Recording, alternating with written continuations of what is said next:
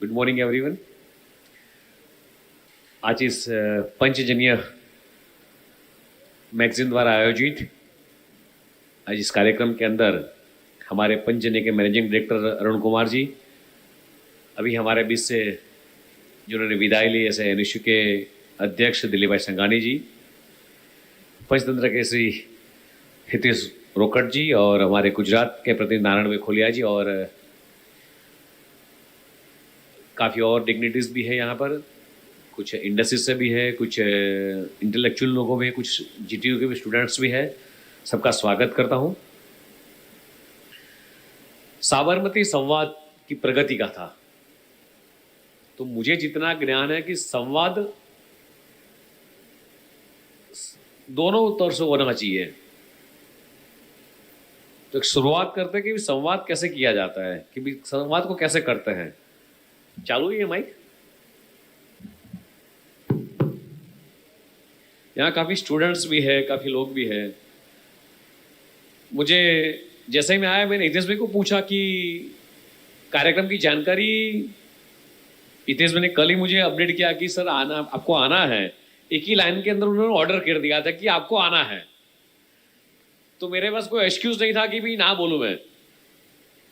तो भी मुझे 2 मिनट मिली उनके समझने के लिए कि भी साबरमती संवाद की प्रगति का था, कार्यक्रम का मूल स्वरूप क्या है।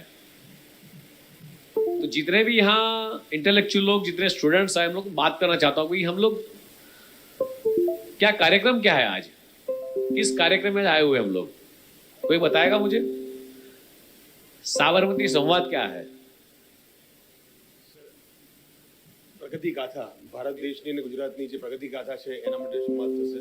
આપણે શું કરી રહ્યા છે, ઇન્ડસ્ટ્રીનો ગ્રોથ શું છે, ઇન્ડસ્ટ્રીઝની અંદર, સ્ટાર્ટઅપ્સની અંદર જે લોકોનો જે માઇન્ડસેટ જે ચેન્જ થયો છે એની અંદર દરેકે દરેક પ્રગતિને આપણે ઇન્ડસ્ટ્રીના પોઈન્ટ ઓફ વ્યૂથી કે ઇન્ડસ્ટ્રીનો જે વિકાસ થઈ રહ્યો છે, જે ગ્રોથ થઈ રહ્યો છે, નવા નવા ઇન્ડસ્ટ્રીઝ આવી રહી છે, એમએસએમઈનું ડેવલપમેન્ટ છે, એટલે આ દરેક ઉપર આપણે ફોકસ કરીશું. જીટીયુના કોઈ મિત્રો, સ્ટુડન્ટ્સ કોઈ? પ્રગતિ ક્યાં થઈ રહી છે, कोई कैसे बने? एनीवन?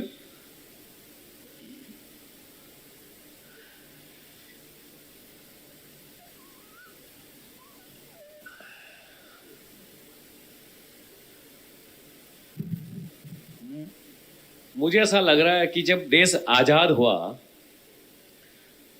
तब देश को एक उपनाम मिला था। किसी को पता है? जब देश आजाद हुआ तब देश को एक उपनाम मिला था। जिन्होंने 150-200 साल तक भारत पर राज किया, उन्होंने एक उपनाम दिया था,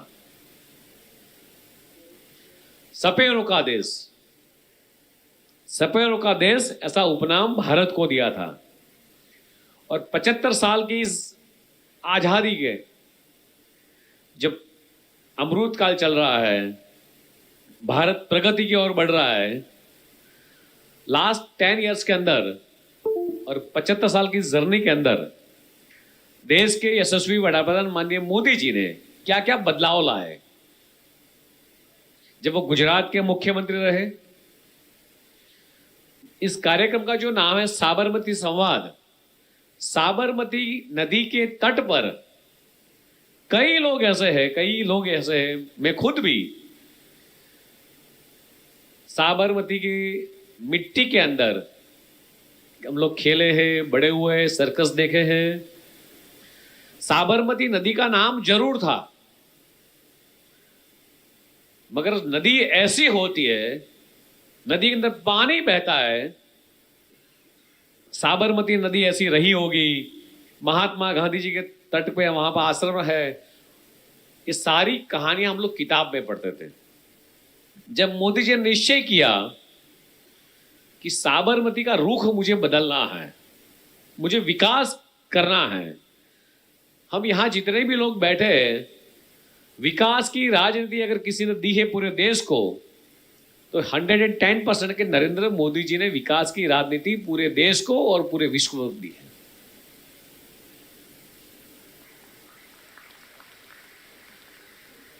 अगर भूकंप की बात करें, तब जब भूकंप आया था पूरा का पूरा कच्छ उस वक्त सिर्फ 4,000 करोड़ रुपए का इन्वेस्टमेंट कच्छ के अंदर था। कच्छ का कोई भी गांव, कोई भी जिला, तहसील, कोई भी घर ऐसा नहीं था, कोई दुखी नहीं था। मोदी जी की एक सोच है कि मुझे कच्छ को फिर से खड़ा करना है, और हमारे सारे गुजरातियों ने साथ मिलकर और हमारी की सरकार की जो डेडिकेशन था कच्छ के लिए, आज पूरे कच्छ की रुख बदल दी है, पूरे गुजरात की रुख बदल दी है।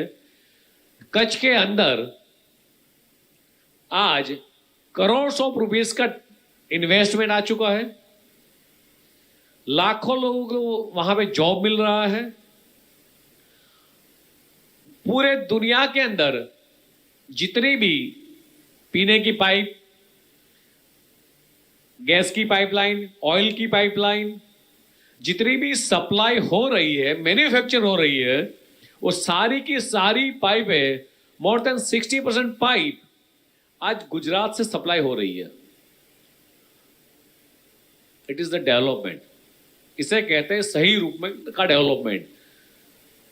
साबरमती नदी पर आते हैं, जहां पानी देखना किसी के नसीब में नहीं था, वही साबरमती का पूरा रुख बदलकर आज रिवर फ्रंट जो बना, दुनिया का सबसे लंबा रिवर फ्रंट आज भारत के किसी एक स्टेट में है तो वो गुजरात के अंदर है।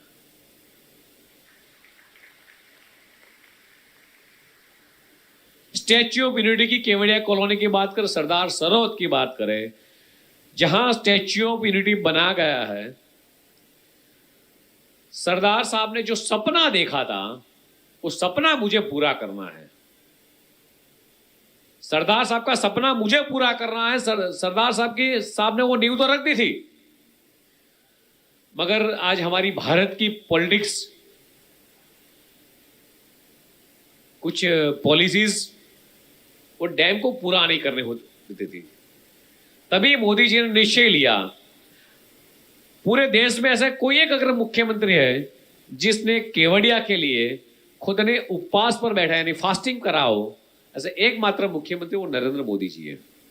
उन्होंने सपना ताना अपने, उन्होंने निश्चय किया मुझे ये स्टैच्यू, यानी ये सरदार सरोवर डैम का कंप्लीशन करना है पूरे राज्य के अंदर।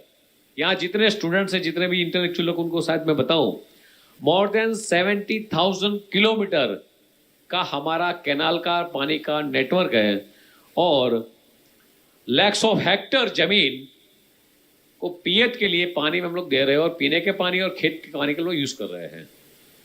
जो सरदार साहब ने सपना देखा था, वो सपना किसी ने पूरा किया हो तो नरेंद्र मोदी जी ने किया है। इससे आगे बढ़कर यहां जितने भी लोग हैं, हम लोग हैं, हम फॉरेन में जाते हैं, यूएस में जाते हैं तो स्टैच्यू ऑफ लिबर्टी जाएंगे, क्रेडिट लेंगे हम लोग, यूएस जाकर आया, स्टैच्यू ऑफ लिबर्टी जाकर आया, हम लोग फोटो खिंचाएंगे। वो भ्रम भी उन्होंने तोड़ दिया और स्टैच्यू ऑफ यूनिटी बनाकर दुनिया को दिखा दिया कि इंजीनियरिंग क्या होता है, और गुजरात में पॉसिबल है, भारत के अंदर पॉसिबल है, ये उन्होंने दिखा दिया। और ये वर्ड्स मेरे नहीं है, भारत ये कर सकता है, गुजरात कर सकता है, गुजरात के स्टूडेंट्स, गुजरात के इंजीनियर्स ये कर सकते हैं। ऐसे वर्ड्स बिल गेट्स ने अपने, जब स्टैच्यू विजिट पर आए, मैं इनको साथ था, तब उन्होंने पत्रकार परिषद के संवाद में और बुक के अंदर लिखा है कि भारत ये कर सकता है। ये कोई छोटी बात नहीं है, ये है डेवलपमेंट। ऐसे कई किस्से हैं, ऐसी कई प्रगति वाली बातें हैं जो गुजरात से शुरू हुई है। साबरमती संवाद जो नाम रखा गया है, जानबूझकर शायद रखा गया होगा, बहुत सोच समझ कर रखा गया होगा कि साबरमती संवाद ही क्यों। साबरमती के संत तूने कर दिया कमाल, साबरमती के संत तूने कर दिया कमाल। मोदी जी ने साबरमती के संत के आश्रम के ऊपर, जापान के राष्ट्रपति आए और हमारे वहां हमारे झूले में बैठकर झूला खा रहे हैं, ये कोई छोटी बात नहीं है। आज देश का सिनारियो ऐसा बदला है,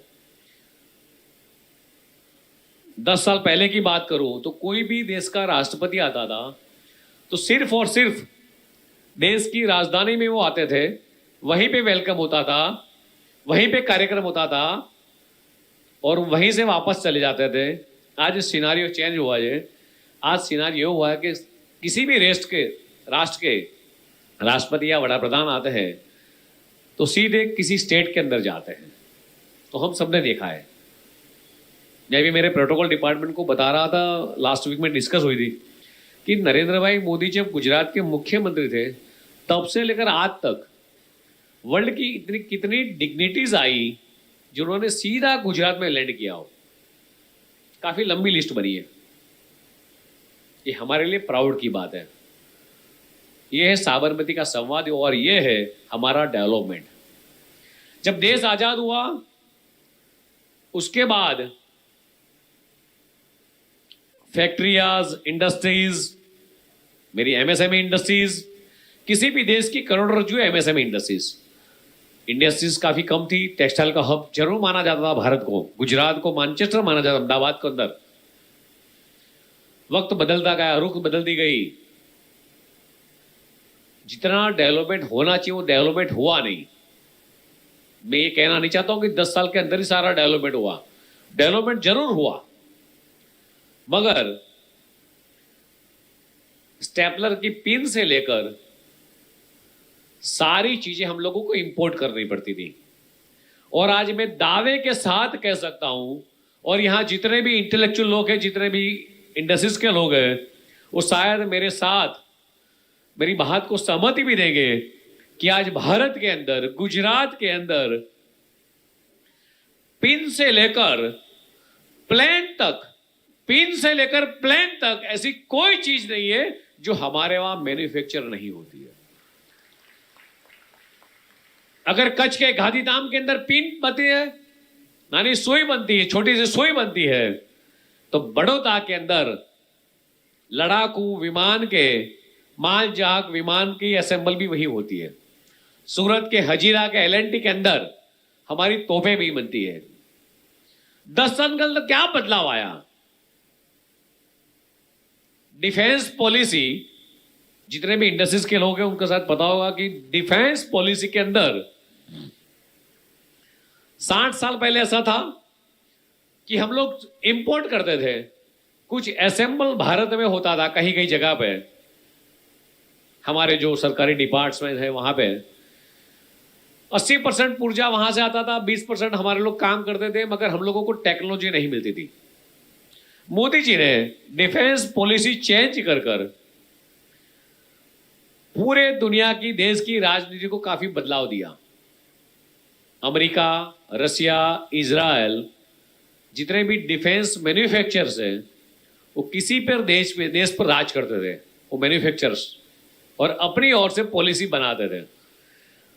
उसी को बैरियर तोड़कर डिफेंस पॉलिसी चेंज कर कर आज मोर देन 60-70% डिफेंस के पुर्जे मैन्युफैक्चर भारत में हो रहे हैं। वहां से हम लोग सिर्फ टेक्नोलॉजी ला रहे हैं। जो टेक्नोलॉजी अवेलेबल नहीं है उन्हीं को हम बाहर से इंपोर्ट करते हैं। और आज डिफेंस एक्सपो जो 2 साल पहले गुजरात में हुआ, 1100 से ज्यादा कंपनियां डिफेंस की पुर्जे, स्पेयर पार्ट, काफी चीजें मैन्युफैक्चर करने की कंपनियां आज भारत के अंदर बन चुकी है। ये है प्रगति, ये है साबरमती की संवाद की प्रगति गाथा। मोदी जी ने ऐसे कई सक्सेसफुल मॉडल देश को दिए हैं। यहां जितने भी स्टूडेंट्स हैं, मैं एक बात जरूर कहूंगा कि मोदी जी ने जो सपने देखे वो सारे के सारे सपने आंख खुले कर देखे, आंख खोलकर वो सपने देखे, और वो सारे के सारे सपने अपने देशवासियों के लिए देखे, और वो सारे के सारे सपने उन्होंने पूरे भी किए तो अपने और अपने देशवासियों के लिए पूरे किए। छोटी बात नहीं है फ्रेंड्स।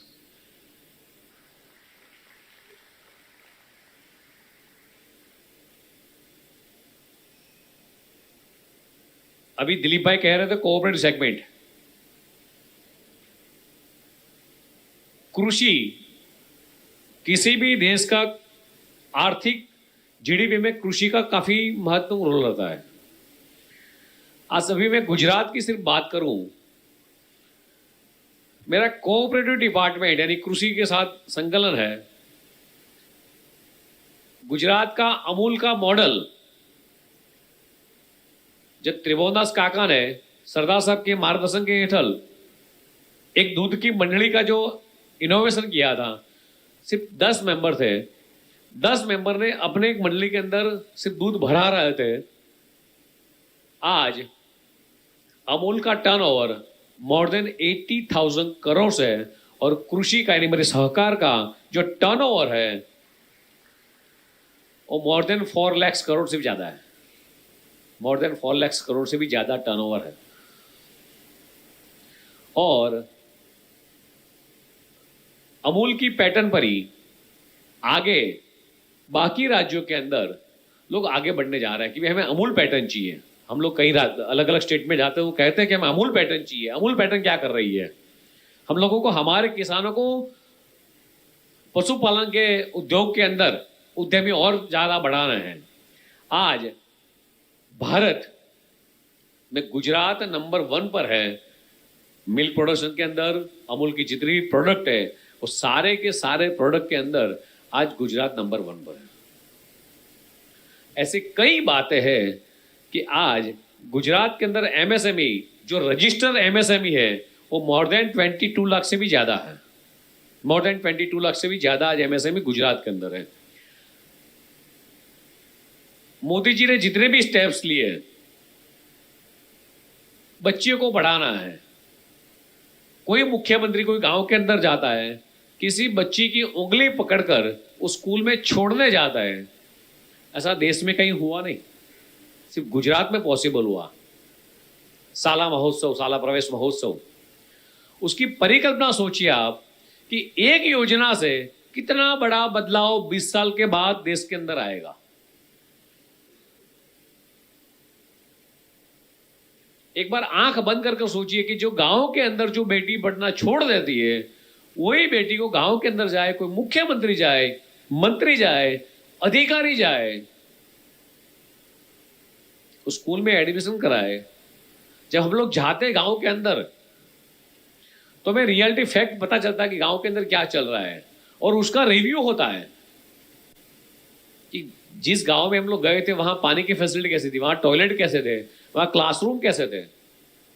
ऐसे छोटे छोटे असेसमेंट हम लोग पर्सनली करते हैं, तभी जाकर आज गुजरात देश के अंदर उभरा है। वाइब्रेंट की बात करूं, मोदी जी को जब ख्याल आया कि मुझे वाइब्रेंट गुजरात को क्या क्या चैलेंजेस फेस करनी पड़ी, जब मोदी जी मुख्यमंत्री बने उसी वक्त भूकंप का माहौल था। भूकंप से भी गुजरात बाहर नहीं निकला था और भारतीय जनता पार्टी की सरकार को, मोदी जी को पर्टिकुलरली एक बहुत बड़ा षड्यंत्र हुआ। आज भी विश्व की चर्चा के अंदर वो षड्यंत्र भारतीय जनता पार्टी को, नरेंद्र मोदी जी को काफी बदनामी मिली।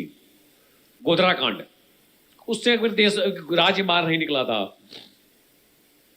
पानी की कमी थी, कहीं बारिश नहीं तो फार्मर भी दुखी थे। सारी चैलेंजेस नरेंद्र मोदी जी के कालखंड में आई, तो उन्होंने एक एक चैलेंज को कैसे निपटाया। कच्छ को खड़ा किया। जितने सौराष्ट्र से यहां बिलोंग करते हैं शायद उनको पता होगा कि सौराष्ट्र के अंदर राजकोट तक पानी की टैंकर के अहमदाबाद और साबरमती स्टेशन से पानी की टैंकर जाती थी और सौराष्ट्र राजकोट तक जाती थी। यह सीन भी गुजरात के गुजरातियों ने देखा है। उसके सामने आज के गुजरातियों ने यह भी देखा कि सुरेंद्रनगर के पास सौनी योजना अंतर्गत पानी 250 फुट लिफ्ट कर पूरे सौराष्ट्र को पीने का पानी देते हैं। आज के गुजरातियों ने यह भी देखा है।